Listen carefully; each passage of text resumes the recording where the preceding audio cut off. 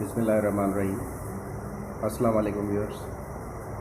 आज मैंने जो टॉपिक सेलेक्ट किया है पाकिस्तान अफेयर्स के लिए वो है लाहौर रेजोल्यूशन 23 मार्च 1940। इसे पाकिस्तान रेजोल्यूशन भी कहा जाता है। सबसे पहले हम इसका जो है इंट्रोडक्टरी पैराग्राफ पे थोड़ा सा देख लेते हैं कि ये किस तरह से हुआ।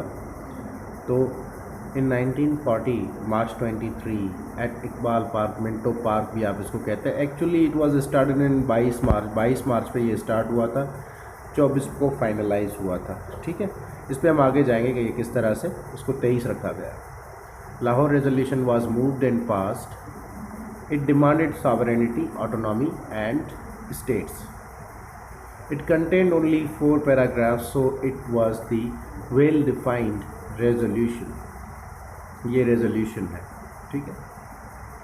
अब ये कि इसमें 4 पैराग्राफ्स रखे गए मिंटो पार्क लाहौर में, जिसे हम इकबाल पार्क आजकल कहते हैं।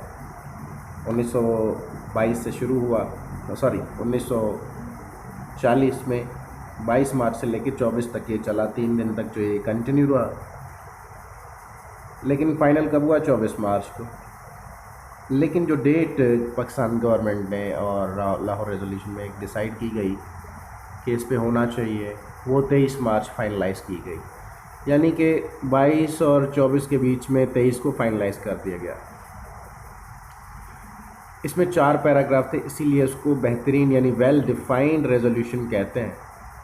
आपने इसके नीचे जो मैंने ग्रीन कलर मार्क किया है, आपने इसको देखना है यहाँ पे कि ये जो है इंडिपेंडेंस नॉट डिमांडेड, इंडिपेंडेंस नहीं मांगी गई थी फ्रॉम ब्रिटिश, बरतानिया से आज़ादी नहीं मांगी गई थी।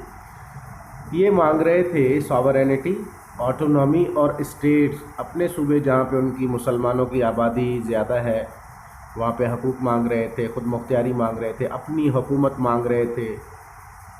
इससे ज़्यादा और कुछ भी नहीं। आज़ादी तक का जो है अब तक जो कॉन्सेप्ट है वो चल तो रहा था, लेकिन प्रैक्टिकली किसी ने डिमांड जो है आगे नहीं रखी थी अब तक। अब चलते हैं आगे। 27th एनुअल सेशन था ये, एनुअल मीटिंग थी अपना ऑल इंडिया मुस्लिम लीग की। 27वीं एनुअल मीटिंग थी मुसलमानों के लिए, हेल्ड एट लाहौर ऑन 22 मार्च। मैंने आपको बताया था कि 22 मार्च में ये 1940 में मिले थे। उसके बाद आते हैं मार्च 23 1940, मीटिंग कंटिन्यूड। ये मीटिंग जो है जारी रही। फजलुल हक साहब, ये जो प्राइम मिनिस्टर थे बंगाल के, इन्होंने इसको हेड किया था। इंट्रोड्यूस्ड रेजोल्यूशन, इन्होंने एक ड्राफ्ट जो है इंट्रोड्यूस करवाया जिसमें 4 पैराग्राफ्स थे। 24 मार्च 1920 जिन्ना ने एड्रेस किया, खिताब किया। 24 मार्च 1940 रेजोल्यूशन एक्सेप्टेड। अब उसको क्या किया, ऑल इंडिया मुस्लिम लीग ने खुद तो एक्सेप्ट कर ही लिया। कांग्रेस उस दौर में जो थी 1940 से पहले, मैं आपको बैकग्राउंड बता देता हूँ कि वो जो है ना ग्रेजुअली रेजिग्नेशन दे रही थी। अपना हुकूमत थी उनकी मुख्तलिफ प्रोविंसेस में, लेकिन 1 बाय 1 वो क्या कर रही थी, they started resigning from their governments. Resigned in October 1939 Congress ने ये शुरू कर दिया, भाई इस्तीफ़ा देना शुरू कर दिया। इसके बाद क्या हुआ, एक हफ्ते बाद दिसंबर में, क्योंकि अक्टूबर के लास्ट वीक में उन्होंने रिज़ाइन करना शुरू कर दिया था, तो दिसंबर के फर्स्ट वीक में ही कायदे आज़म को पता चला। लेकिन कुछ वक्त सब्र करने के बाद 22 दिसंबर 1939 को, जब कांग्रेस पावर से जो है लेफ़्ट ओवर दिख रही थी, उनको छोड़ती हुई नज़र आ रही थी, 1-2 सूबों से छोड़ चुकी थी, आगे भी उनका जो पावर, जो एक वीकनेस है वो वीकेंड हो रहा था पावर उनका, तब उन्होंने दिसंबर 22 1939 को the day of deliverance celebrate किया, छुटकारे का दिन जो है सेलिब्रेट किया। क्योंकि कांग्रेस, मैंने आपको बताया 1937 से लेके 1939 तक जब हुकूमत में रही, पावर में रही, इन पावर उन्होंने बहुत मुसलमानों को ऑप्रेस किया। उनकी पॉलिसीज़, वर्किंग कमेटी बहुत सारे फैसले लेती थी जो मुस्लिम इंटरेस्ट के बिल्कुल बरखिलाफ़ थे। अब आते हैं 1939 में ही वर्ल्ड वॉर 2 स्टार्टेड। अब ब्रिटिश के लिए बड़ा झटका था। वर्ल्ड वार अलायंस और एक्सिस के जो यूरोप में पावर्स थे, वर्ल्ड वार स्टार्ट हो गई। इनकी जो मेन पावर थी लड़ने की, लड़ाई के लिए जो फौजी तो चाहिए होते हैं ना, वो भी कम पड़ रहे थे। अब यहाँ पे ध्यान देता या वहाँ पे ध्यान देता, तो वो बट गया, वो तो डिवाइड हो गया कि क्या करूँ अब मैं। ये ब्रिटिश के लिए एक बड़ा ही मुश्किल मरहला था। तो अब 75% ब्रिटिश एग्रेरियन रेवेन्यू, जो एग्रीकल्चर से रेवेन्यू आता था, ऐसे एग्रेरियन यानी एग्रीकल्चर ही कह लें, जो रेवेन्यू आता था बरतानिया का 75% वो आता था पंजाब से। पंजाब में मुस्लिम मेजॉरिटी थी। तो उन्होंने कहा कि अब क्या करें, यहाँ पे मसल फ्लैक्सिंग, एक पॉलिटिकल मसल फ्लैक्सिंग स्टार्ट हो गई, क्या करें। तो उन्होंने एक बाई इलेक्शंस करवाए। बाई इलेक्शंस में हुआ ये कि देखिए कांग्रेस तो पहले ही बाइकआउट कर रही थी और रिज़ाइन कर रही थी कांग्रेस मिनिस्ट्रीज़, तो मुसलमान जो है वो पावर में आ रहे थे, लेकिन कांग्रेस जो है वीक हो रही थी। लेकिन उन्होंने एक और चीज़ की, they started civil disobedience levelled boycott, वही वो काम करना छोड़ दिया उन्होंने।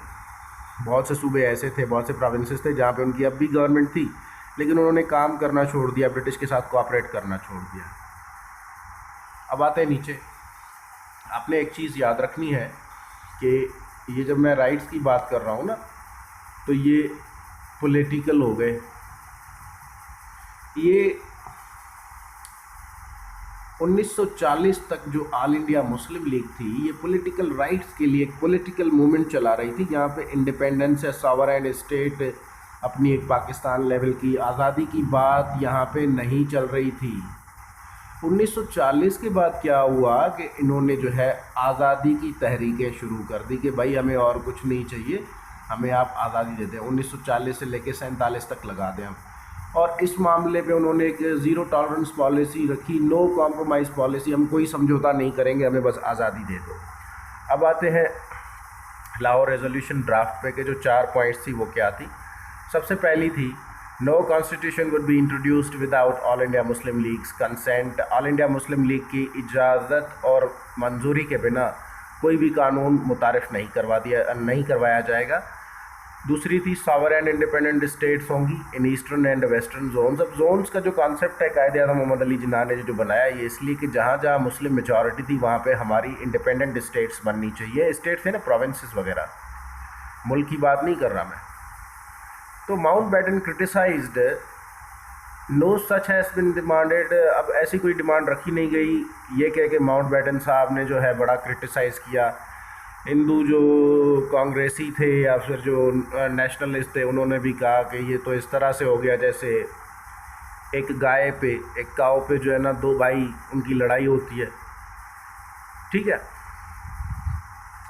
क्रिटिक्स जो है ना वो स्टार्ट हो गए भाई, क्रिटिसाइज़ करना स्टार्ट हो गए। थर्ड पे आ जाते हैं, principle of democracy, freedom, equality, tolerance and social justice pronounced in Islam shall be observed. ये सारी चीज़ें, आज़ादी दी जाएगी, जमहूरियत दी जाएगी, बराबरी होगी, तामुल और सब्र होगा, उसके बाद समाजी जो है इंसाफ होगा, जो भी इस्लाम में बताया गया उसके हिसाब से, और उसे ऑब्ज़र्व किया जाएगा। Four very important, so the Qaid-e-Azam was titled as the protector of minority।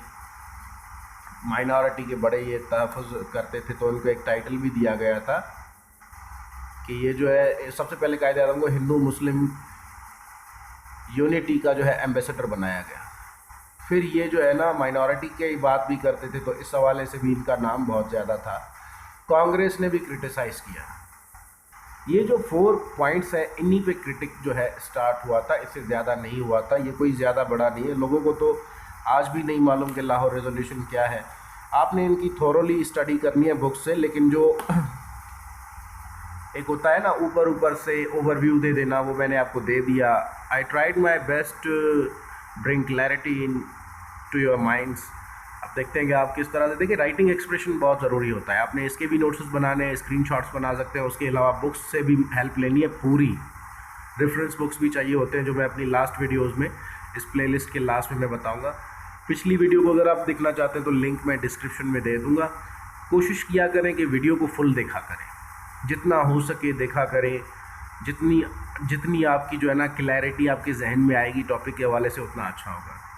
तो इसके साथ साथ आज मैं इस वीडियो के लिए एनालिसिस आपकी नहीं दूंगा। मैं चाहता हूं कि आप इतने इनेबल तो हो गए होंगे कि आप अपनी एक छोटी सी एनालिसिस मुझे एक पैराग्राफ में दे दें इसके हवाले से। तो कमेंट बॉक्स में आप अपनी एनालिसिस देंगे, मैं इंशाल्लाह पढ़ूंगा। उसके अलावा मेरे वीडियो को सब्सक्राइब करें, मेरे चैनल को सब्सक्राइब करें, लाइक करें, शेयर करें और कमेंट में अपनी एनालिसिस और अगर कोई जनरल कमेंट हो तो वो भी दे दें। तो इसके साथ साथ बेस्ट ऑफ लक, अल्लाह हाफिज़।